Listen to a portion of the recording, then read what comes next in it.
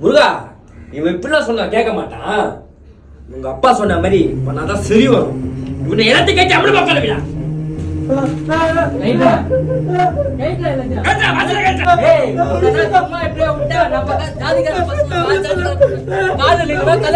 சொல்லுவானுங்க கொடுமை இல்ல